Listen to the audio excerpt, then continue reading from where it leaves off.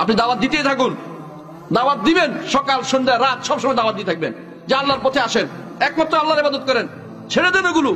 ওই কবরে যেখানে ওরস হচ্ছে, ওই কবরে যেখানে সিজদা হচ্ছে, ওই কবরে যেখানে মানত হচ্ছে, ওই কবরে যেখানে টাকা ফেলা হচ্ছে, ওই কবরে যেখানে মানুষের আসার জন্য দৌড়ানো হচ্ছে, জবে করা হচ্ছে, মানুষ প্রাণী জবে করা হচ্ছে, ওইগুলি হচ্ছে শিরকের আখড়া। এই শিরকের আখড়া থেকে যদি আজ বাঁচাতে না পারেন, ঈমান আপনার নাই, জান্নাতে যাওয়ার আশা আপনার নাই। আপনি যে বাঁচবেন, আপনার পরিবারকে বাঁচাতে হবে। আল্লাহ তাআলা বলছেন ইন্নাল্লাযীনা আমানু ওয়া আমিলুস সালিহাত। আমি আবার তাফসীরের মধ্যে ফিরে আসছি। আমানু তো বুঝছেন ঈমান কি জিনিস।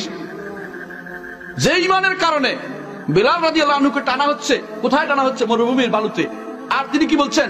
আহাদ আহাদ আহাদ, অর্থাৎ একমাত্র আল্লাহ, কুল আল্লাহু আহাদ। আমি আর বলতে পারছি না আশহাদু আল্লা ইলাহা ইল্লাল্লাহু ওয়াহদাহু লা শারীকা লাহু বলার কোনো সুযোগ নাই, মুখ দিয়ে বের হচ্ছে না, কিন্তু শুধু আহাদ আহাদ বলে যাচ্ছে। আমি একমাত্র আল্লাহর ইবাদত করব, কারো ইবাদত করব না। উমাইয়া যত কষ্টই দেখ আমি শুনবো না। যেই ঈমানের কারণে সুমাইয়া রাদিয়াল্লাহু আনহাকে কেমন করে হত্যা করেছে আপনি জানেন? হাতে বর্ষা ছিল, আবু জাহেল মেরে দিয়েছে তার শরীরের মধ্যে, এমন জায়গায় ঢুকেছে যা বলার মতো না, এবং তাকে সেখানে নির্দয়ভাবে হত্যা করা হয়েছিল। এই ঈমানের কারণে ইয়াসিরকে দুদিকে টেনে হত্যা করা হয়েছিল। এই আমার রাসূলুল্লাহ সাল্লাল্লাহু আলাইহি ওয়াসাল্লাম যে বলতেন সাবরান আলা ইয়াসির ফা ইন্না মাওয়াদাকুমুল জান্নাহ, আলী ইয়াসির তোমাদের জন্য আমি কিছুই করতে পারছি না, কিন্তু তোমাদের জন্য একটা জিনিস বলছি, সবর করো, আল্লাহ তোমাদের জান্নাত রেখেছে। দুনিয়ার জীবনকে তারা বড় করে দেখেনি, দুনিয়ার জীবনকে বড় করে দেখেনি।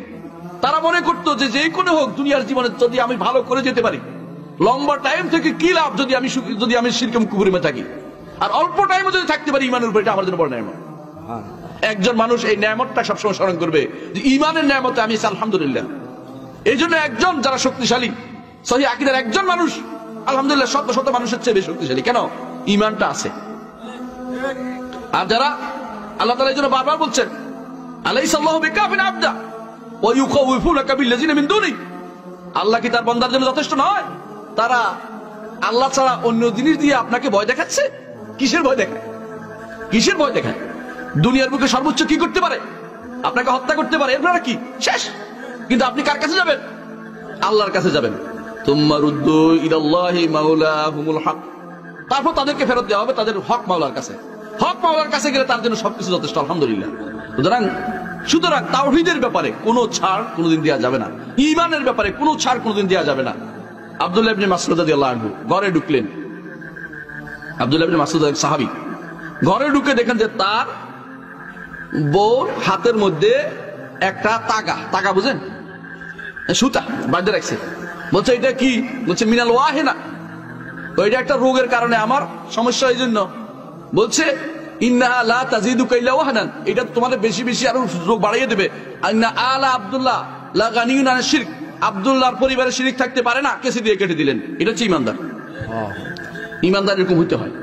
ঈমানদার ঘরের ভিতরে লালন করবেন, যাচ্ছে তাই, অসুখ হলে এটা করবেন, একটা মান্নাত করে দিবেন, একটা ওইটা করে দিবেন, এটা ঈমানদারের কাজ নয়।